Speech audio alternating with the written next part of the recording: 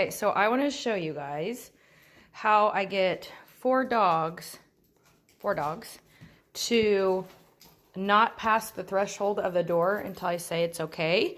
This could be a little bit messy, especially because I am videoing with my phone with one hand. So let's just jump into it and you guys can see what that looks like. So you can be doing this with your own dog. And what this helps prevent is bolting, and it helps also set that foundation of structure in your home, and your dog is relying on you to tell them the next step instead of you relying on your dog or allowing your dog to do what they want. So again, this might get kind of messy because I only have one hand, but we are gonna try to get this done where I can show you guys that if I can do it with four dogs, you can for sure do it with one. So we're all standing here waiting at the door. All the leashes are in my hand. And I just say, sit.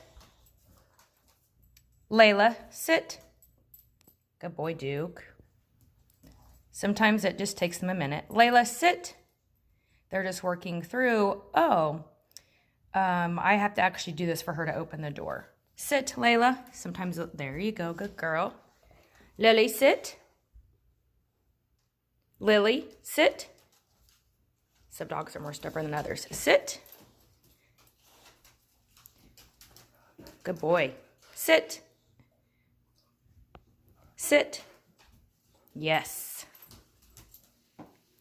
And what makes it difficult when you're trying to do multiple dogs is that one dog will sit, one will get impatient and get back up while you're trying to get the others to sit. So again, this might be kind of messy. Again, here we are. All of them are standing back up.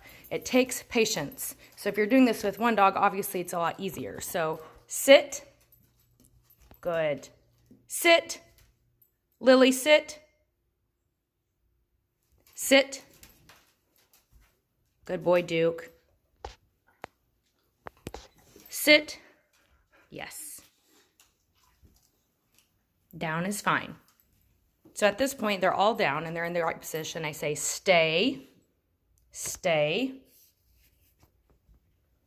If they move 1 inch while I open the door, I shut the door immediately and we start over. Stay, stay, stay. Good. No. Sit, sit. Sit. Yes. Good. Sit. Bullet. Sit. Sit. Good boy. Good boy. Stay. Stay. Stay. Break. Good. Even though Bullet got up at that last minute, he still did great, and that was an improvement. And as you guys could see, that's super messy. There's nothing pretty about it. It is just what it is, and it takes consistency, and you have to do it time and time and time again for them to get it. But each time, sorry, my foot's all caught now. Each time, they'll get better.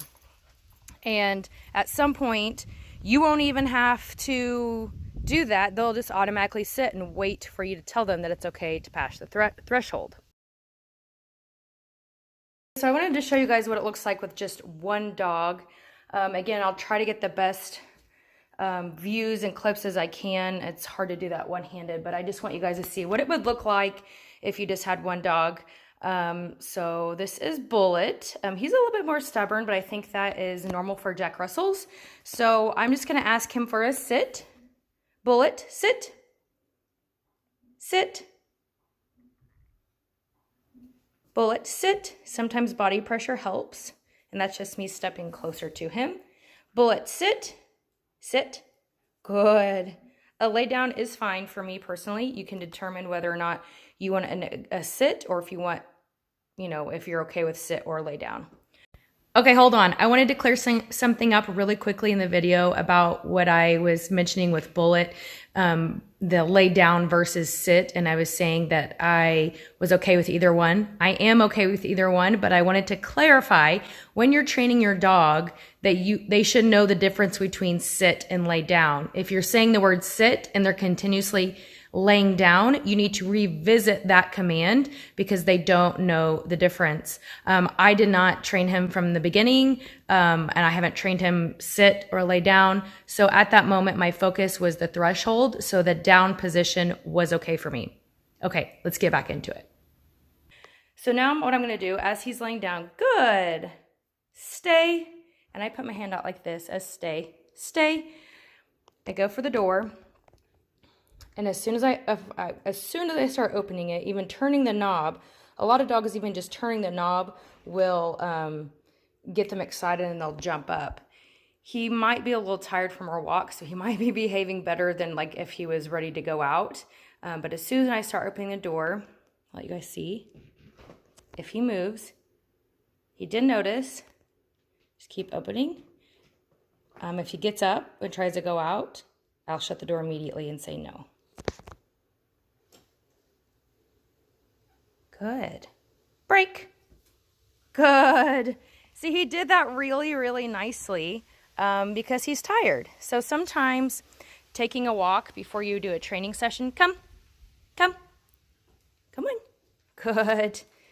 Could be helpful. Yeah, I just wanted to show you guys what that would look like with one dog. And then again, I hope you guys found that information helpful. I know the video is a little bit messy, but really that is reality when you are trying to train your dog something new. It's going to be messy and it's going to be all over the place and you're going to get frustrated. But all I have to say is just be consistent. Do it every single time, even when you don't feel like it.